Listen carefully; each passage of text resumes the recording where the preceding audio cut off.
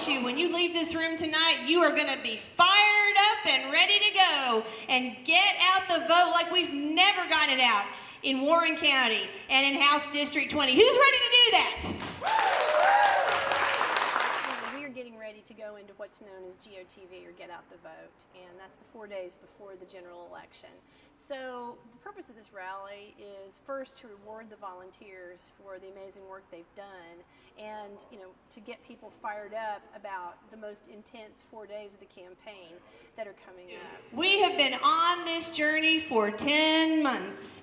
And if you had told me back in February, the first time that we did a group canvass on a Saturday, we were knocking doors and it was freezing and we're all bundled up, and I thought, wow, November sounds like it's a really long way away. And actually May the 22nd sounded like it was a really long way away. But if you had told me then that we would have knocked on 15,000 doors by now and made those contacts, I would not have believed you, but I should have believed you, because we have the best volunteers in the world. Give it up for yourselves. I would be representing the people in this city in the State House of Representatives. So I would go to Frankfort during the session, which starts in January, but when the House is not in session, I would be here in the district, listening to people, talking to them about their concerns, and making sure that their voices are lifted up and heard in Frankfort. You know what's at stake in this election. You know that we've had historic marches in Frankfort. Teachers, public employees saying they've had enough. They've had enough, and they're not going to take any more of this stuff from Governor Bevan. We have 38 teachers on the ballot. I'm proud to be one of them. 3 key points that I talk about when I knock on doors. My major themes are: I want to stop cuts to education, restore the funding that's been cut, and make sure that funding gets to where it needed to be in the first place, because education is the lifeblood of this Commonwealth. I want to make sure that pension promises are kept to all of our public employees. We've talked a lot about teachers, but it's not just teachers, it's firefighters, police, city and state workers, and they are all depending on the promises made to them for a dignified retirement. But I also want to make sure that the bill that the Republicans passed in the last session cut your generation out of that pension promise and would put you all on the kind of pension that puts you at the mercy of Wall Street.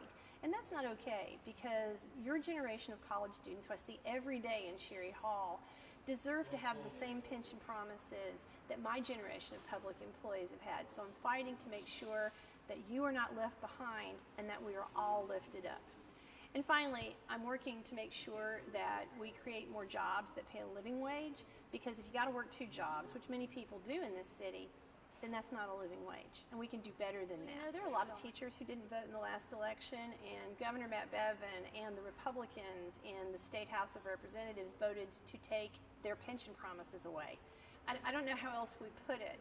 I mean, people's plans for their retirement could be erased like that. Health benefits were on the line. And for your generation of people who are training to be teachers, again, I've had this conversation with students in my office, your future will be changed if their policies go forward. We have raised so much money from this people-powered campaign, and we have raised it from people. We are not taking corporate PAC money.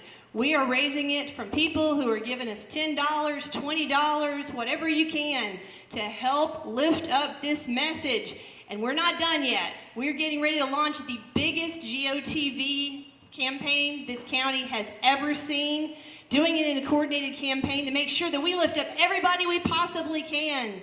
It's an everybody rally, and this is an everybody campaign. On any given Saturday, we have senior citizens, millennials, teenagers. I've had high school students walking for me. I've had people of color, people from the Latino community, people who are not, people who don't even live in this district, but they just believe in the message and they want to send me to Frankfort. So our campaign is a people-powered campaign. It's an everybody campaign. I've worked in the fairness movement for a long time, so a lot of our people who have been walking for this campaign are members of the LGBTQ community. So this is an everybody campaign. Obviously, I'm tremendously honored that the leader of my party in the House would want to come to Bowling Green and do an event. And I couldn't think of a better person to do a get out the vote speech than him. I've seen him speak many times before, and he's always inspiring. It does matter who sits in those seats in Frankfort, Kentucky. It does matter who sits in those seats in Washington, D.C.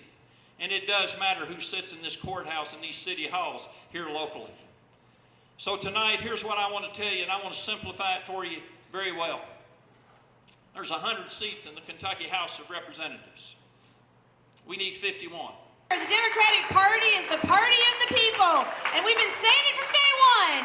People have the power! I'm ready to stand up and show up and fight for our community in Frankfort and to help change the culture in Frankfort so that it's one where people do know that they have the power. So I'm fired up and I'm ready to go and win this thing on November 6th.